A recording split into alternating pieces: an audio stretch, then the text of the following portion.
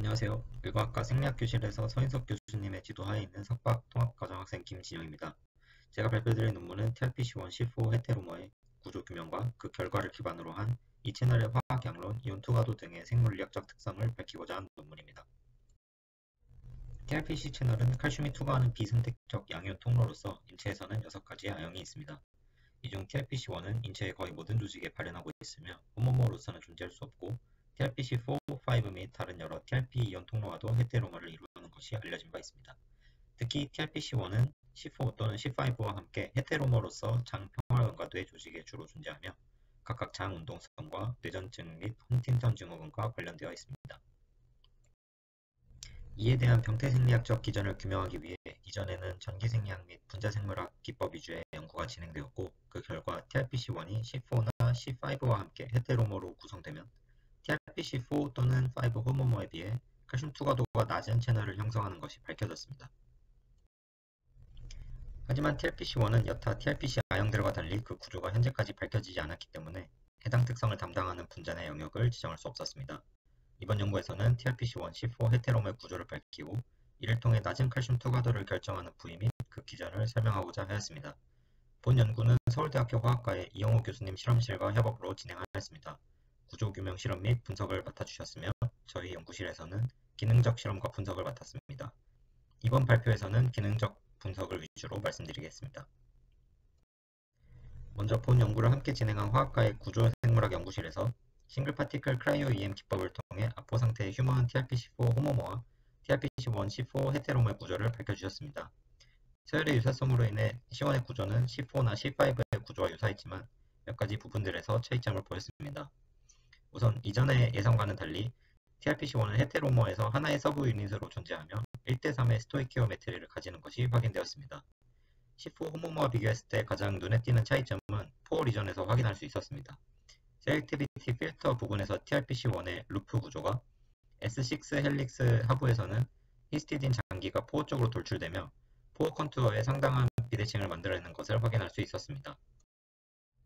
크라이오 EM 구조를 통해서 1대3의 스토이키오메트리를 가지는 것을 확인했지만 이는 정제 단백질을 통해 얻은 결과이며 실제로 세포 안에서 기능할 때 이 비율을 유지하고 있는지 알아보기 위해 홀셀 전류 기록과 프렛 기법을 통해 기능성 및 조합 가능성을 조사했습니다. TRPC1, C4 헤테로 테트라머의 형성 과정에서 C1이 2개 이상 들어갈 수 있는지 알아보기 위해 ECFP 또는 EYFP를 엔텀에 붙인 TRPC1 컨스트럭트 2개와 어떠한 형광이 달리지 않은 TRPC4 컨스트럭트 총 3개를 1대1대1의 비율로 공동 발현하여 프렛 시그널을 측정했습니다.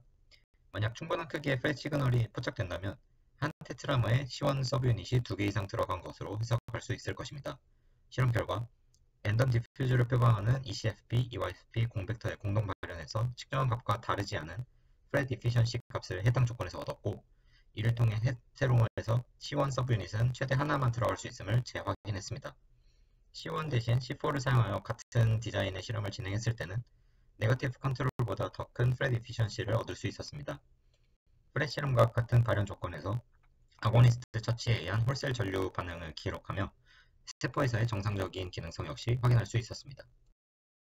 구조 결과를 바탕으로 헤테로머에서 낮은 칼슘 투과도를 결정하는 부위를 포어 영역에서 지정해보고자 C1의 포어 헬릭스부터 S6 헬릭스까지 구간별로 C4의 것으로 바꾼 키메라들을 제작하여 와일드 타입 C4와 공동 발현한 후 칼슘 투과도를 측정해보았습니다. 그 결과 센트럴 캐비티 부분이 C4의 것으로 바뀐 C1 키메라로 구성된 헤테로머 조건에서 와일드 타입 C4 호모머와 비슷한 크기의 칼슘 투과도가 측정됐습니다.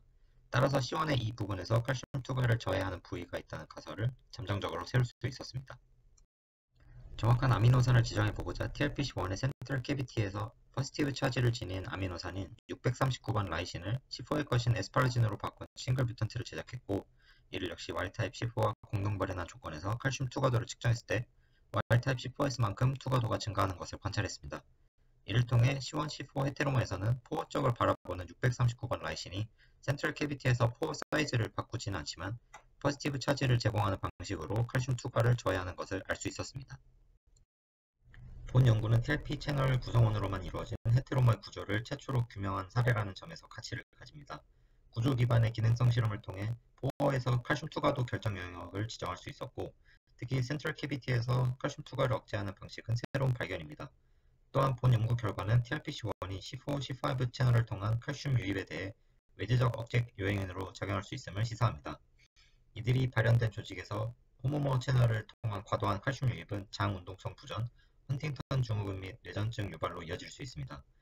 TRPC3나 C6는 호모모 채널 내에 음성 피드백 요인으로 작용하는 억제성 칼슘 결합 부위가 있으나 C4, C5에서는 확인되지 않았습니다.